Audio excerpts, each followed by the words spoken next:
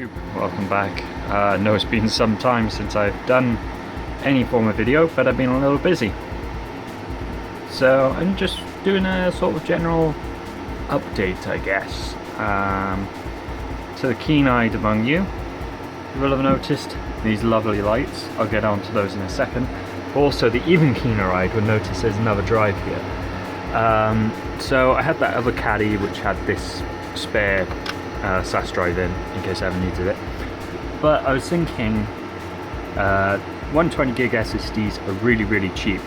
I bought like two 120 gigs for like 50 quid a couple of weeks ago, and I entirely bought two because one was an offer with an SSD at my USB stick, like a USB 3 one, and another was just really cheap.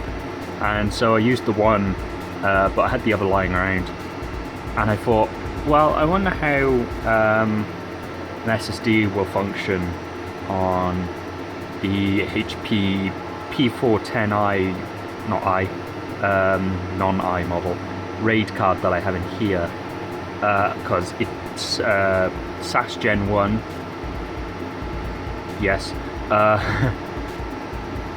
but it also has like no functionality for SSDs, or so I thought, because when I put this in and configured the logical array, it did pick it up as an SSD. So I'm wondering if it has some basic functionality for it or not. And essentially all I was doing was testing like drive speeds, so because instead of keeping this hard drive array, swap it out for SSDs if they're so cheap, because I can get a sustained about 260 on the SSD. Don't know how well that would scale to having 4 of them in RAID 5 though, so that's a question for another day, I guess, or if I ever take the dive. But yeah, there's a huge performance bump at least, so I might consider that. You're most probably wondering why it's so damn loud in here. It's because you have this fan. There's also another one behind the rack. I'll show you now. It's a bit darker back here, but yeah, as you can see, there's another fan with a mysterious lead coming out of it. Yeah, oh god, this is still, I'm going to tell you, this is a very still work in progress, so don't take the shit. This is essentially a Raspberry Pi with a pile of, and essentially it's hooked into, see all this other spare crap I have. Bunch of like spare little relays I have lying around that control shit. These lights being one of them, the lights in the shed being another, and the fans.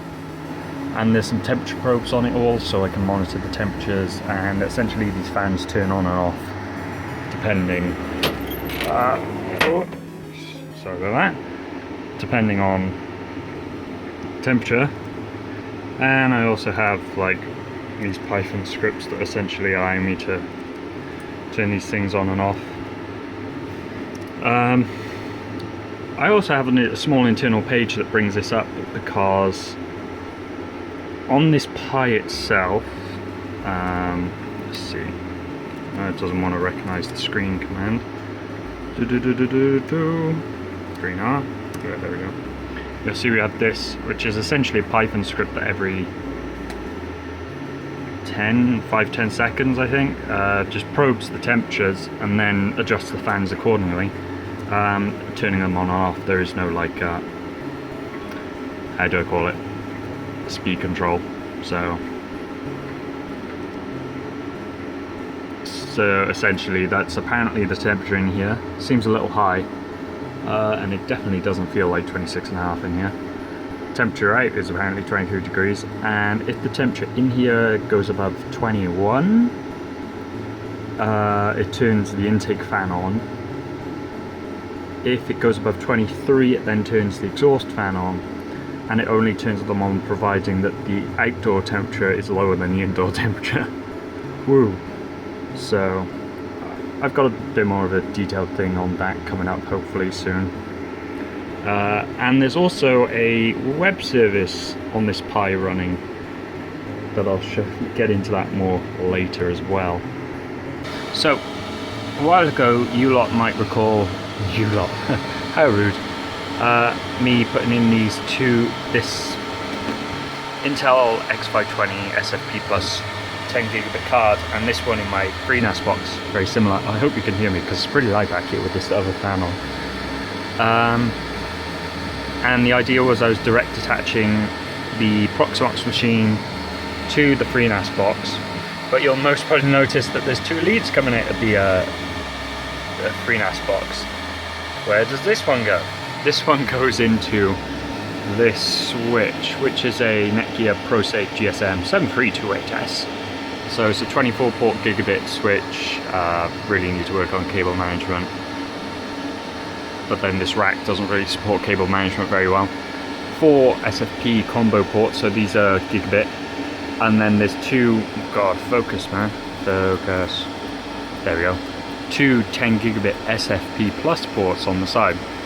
So I've essentially got this coming out of the FreeNAS box, which is, ooh, it's got 2 VLANs on it at the minute, one for the local area, one for the storage network, and I'm playing around with that.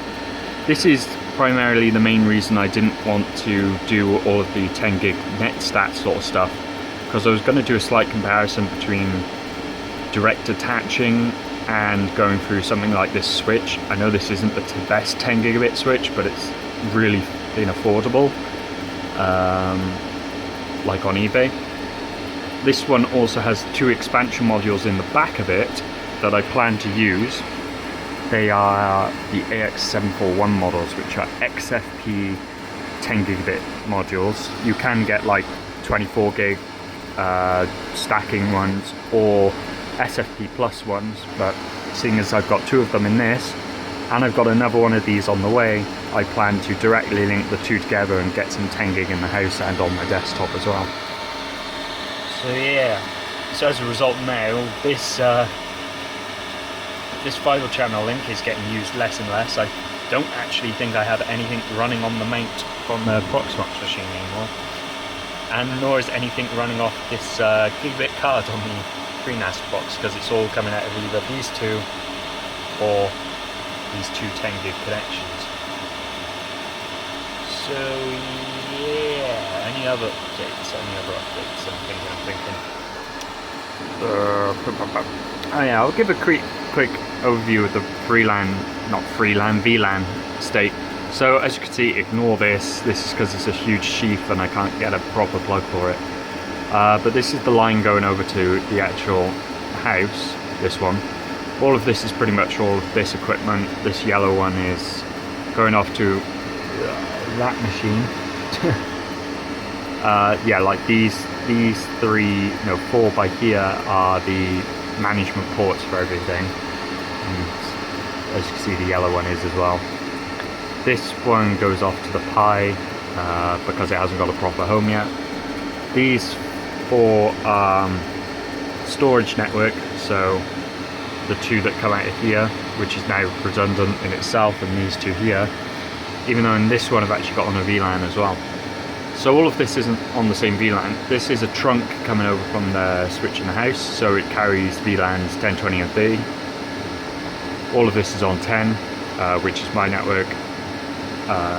All of this is on 30, which is the storage, bar this top one here, this purple and black one, which is actually running on VLAN 20 and is connected into a virtual machine on this machine for the main house network. And then this 10 gig link is carrying 10 and 30 as well from the storage machine. Whew, that's a lot to get in. Yeah, so that's pretty much it, I think. So thanks for taking a look. Thanks for watching. Hope to see you guys soon, and I'll see you in the next one. Bye!